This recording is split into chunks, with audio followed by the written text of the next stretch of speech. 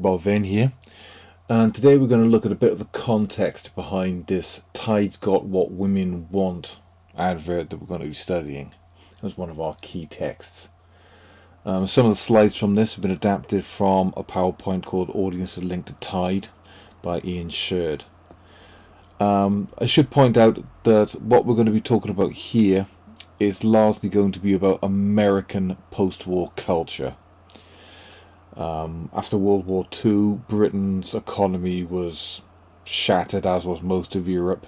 Britain was exceptionally poor after the war. We didn't really recover from the damage the war done to our economy until the 1980s. But America came out of the war very, very rich, with a massive industrial base as a result of the production from the war. They had very little competition, and they were able to have a lot of consumerism that people in Europe could have only dreamt of. So we're going to look at some of the context behind this. Okay, during the war, obviously the men had been off fighting. Women had had to go and take over the jobs. So what you'd had was a drive to get women into manufacturing, into labour, into the field to do the farming, etc. And you got propaganda like this. This is an advert by the Westinghouse Electrical and Manufacturing Company. Only was used in factories for about 2 weeks, but became an absolutely iconic image of World War II, painted by an artist called J. Howard Miller. This was, as I said, about there to get women into the factory, to get them to do their patriotic duty. And it became celebrated as a symbol of female patriotism. Obviously, after the war, women had to relinquish those jobs, those skilled jobs they'd learned, to returning veterans, so that, soldiers had jobs to come back to. This advert is known by the name Rosie the Riveter. It's actually not Rosie the Riveter. That name wasn't applied to it until this post was rediscovered in the 1980s. But the idea of Rosie the Riveter was a classic stereotype of World War II. This idea of the woman who was doing the man's job in the war manufacturing industry. On the far left here, we've got Norman Rockwell's Saturday Evening Post cover from 1943, featuring this very masculine looking woman. Look at, she's wearing her denim dungarees, she's got huge biceps, and this rivet gun in her lap with the American flag behind her. She's doing her patriotic duty. The name Rosie the Riveter actually came from a 1942 propaganda song by Reed Evans and John Jacob Loeb, which was sort of like a popular kind of ditty to get to promote the idea of going to work in the factories. Here on the far right, we've got a real Rosie the Riveter, literally riveting panels for an A-31 Vengeance bomber in a factory in Nashville, Tennessee. Interesting that the woman here is obviously black. A white woman would never, would be lucky to get a job like this normally. But obviously it was all hands on deck, and even in the heavily racist America, they used black people to do some of the high profile jobs as well. The headscarf here is a classic symbol of that Rosie the Riveter style, keeping her hair away from the machinery. So, as we said, after the war, women were praised for their efforts, but men had to have jobs to come back to. Women had to leave the jobs, return to their homes. By 1951, which was 6 years after the end of the war, roughly, depends on how we count when the war ended, the number of women working had returned to their pre-war levels, and married women were required to leave their jobs. Even those women who were in work weren't getting as paid as much because the trade unions wouldn't defend their pay. Here we've got a 1940s British poster advertising the Women's Land Army.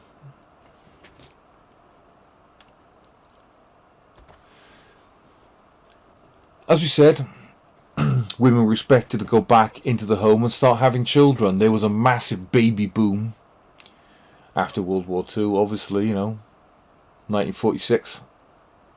Bunch of men come back from the war. 9 months later, there's a hell of a lot of babies being born.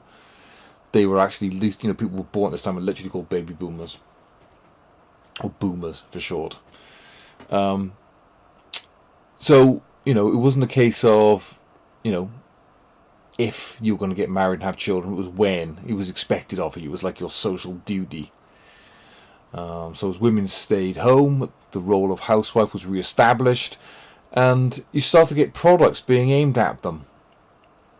They were being marketed to as a target demographic. But there was, a bit of discontent about this inequality and this unfairness. Women had had a degree of independence and their own money. They'd been able to have success, a kind of like a camaraderie that came from working together. Suddenly being isolated at home and not having their own money and having to rely on a man, helped to foster the kind of resentment that eventually led in the 1960s and 1970s to the birth of feminism.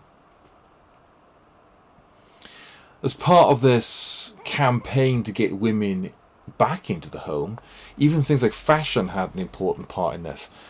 If you look at these pictures in the bottom left here, these are 1940s women's fashions. As you can see, drab colours, quite short skirts, because, until then, until the war, skirts had been ankle length, but they was as short as a cloth, so hemlines rose.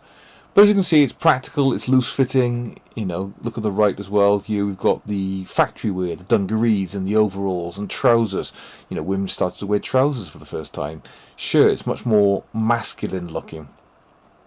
Hair was starting to be worn up to keep it out of the machinery. But in the 1950s, however, we had a much more glamorous fashion, what was called a wasp waist, with very, very narrow waists, blooming out dresses. It showed off the woman's shape more. It had, the high heels. None of these things were practical for working in. So again, it was trying to make women much more, less liberated, even through fashion. Now in America, as I said, they were very wealthy. This led to a massive consumer boom.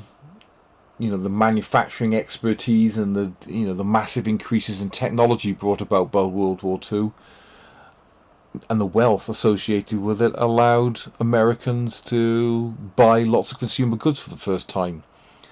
There were lots of new technologies, vacuum cleaners, fridge freezers, microwave ovens, washing machines. All things became common in American homes, middle class ones anyway. These are the kind of things that didn't start hitting Britain until the 1970s and 80s. But anyway, these new technologies, had needed ancillary things to go with them, like washing powder. So in the 1950s, men were being targeted for things like cars and other kind of technology.